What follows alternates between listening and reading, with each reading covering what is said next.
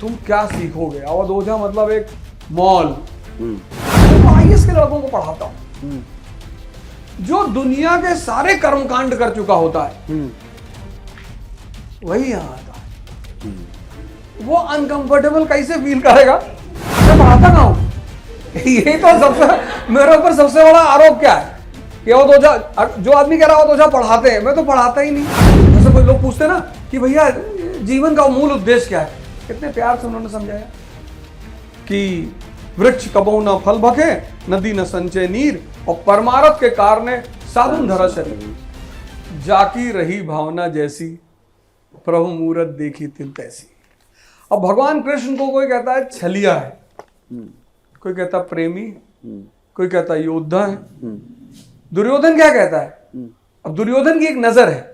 अगर भगवान कृष्ण को हम बीच में खड़ा करें तो कई नजरों से हम उन्हें देख सकते हैं। एक नजर दुर्योधन की है कि ये ग्वाला वृंदावन का, तुम लोग इसको बहुत भाव देते हो, वो दुर्योधन की नजर है। लेकिन जब विदुर की नजर पड़ती है कृष्ण पे, कहते हैं प्रभु, विदुर की पत्नी उनको केले का छिलका खिला रही है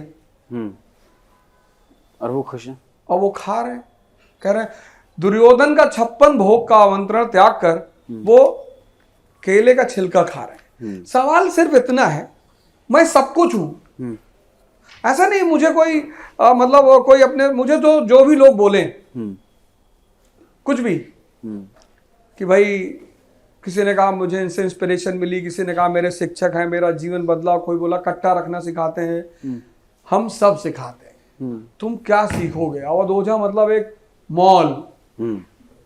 बताओ, कोई पंसारी की दुकान थोड़ी है कि साहब सिर्फ तेल मिलेगा, साहब यहाँ सब कुछ मिलेगा। तुम बताओ तुमको क्या चाहिए। जिस देश में हर दीवार पे लिखा हुआ है निराश पुरुष मिले,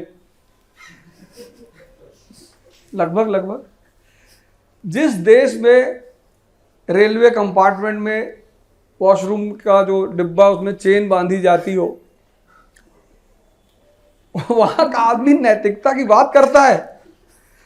और मेरे सारे वीडियो हैं, मौजूद हैं।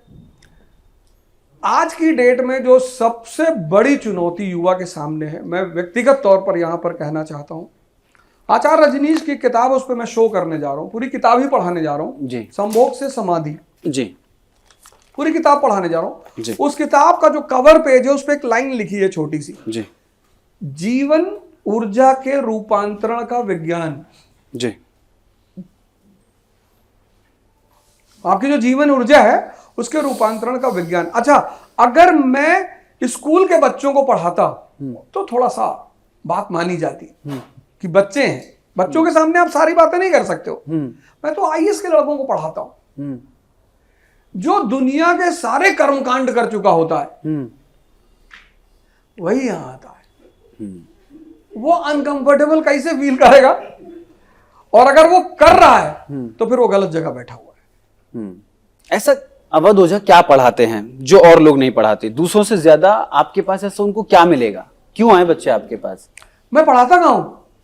ये तो सबसे मेरे ऊपर सबसे बड़ा आरोप क्या है कि अवधोजा, जो आदमी कह रहा है अवधोजा पढ़ाते हैं, मैं तो पढ़ाता ही नहीं। मैं दिखाने की कोशिश करता हूं जी। मेरे पास आते हैं लड़के पॉलिटिकल साइंस से एमए किए हुए लड़के, मैं कहता हूं यार एक बात बताओ, मार्क्स को भगवान क्यों मानते हैं कम्युनिस्ट? सर मार्क्स सर लाल रंग का झंडा बनाया था। एमए इन पॉलिटिकल साइंस, एमए इन पॉलिटिकल साइंस। एक लड़की आगरा से आई थी, मुझे उसका नाम नहीं याद है, वो भी क्लास 12th की बच्ची थी। वो एकमात्र लड़की मेरे अब तक के कैरियर में जिसने मुझे थोड़ा सा सही जवाब दिया था, थोड़ा सा। अब मैं क्या करता हूं कि मैं बताता हूं कि देख भैया, पढ़ाई एक इतनी प्यारी चीज है जिसका काम है ह्यूमन माइंड को खोलना। कुछ लोग बाय बर्थ खुला लेके पैदा होते हैं, कबीर उनमें से एक है। उन्हें पढ़ने की कोई जरूरत नहीं, क्योंकि उनका जो ये आई है विजन है वो बड़ा प्यारा है। उनके कॉन्सेप्ट्स, उनके दोहों से अगर कोई आदमी पढ़ता है तो वो चाहे हार्वर्ड का हो और चाहे अवध यूनिवर्सिटी का हो, प्रभावित जरूर होता है। वीवर, जैसे कोई लोग पूछते ना कि भैया जीवन का मूल उद्देश्य क्या है, कितने प्यार से उन्होंने समझाया कि वृक्ष कबहु न फल भके, नदी न संचय नीर, और परमारथ के कारणे साधुन धरा शरीर। परमार्थ के काम के लिए साधु। लेकिन आप परमारथ कब कर सकते हो? जब आप अपने अंदर की शक्ति से जुड़ चुके हो। कोई भिखमंगा थोड़ी परमारथ कर पाएगा।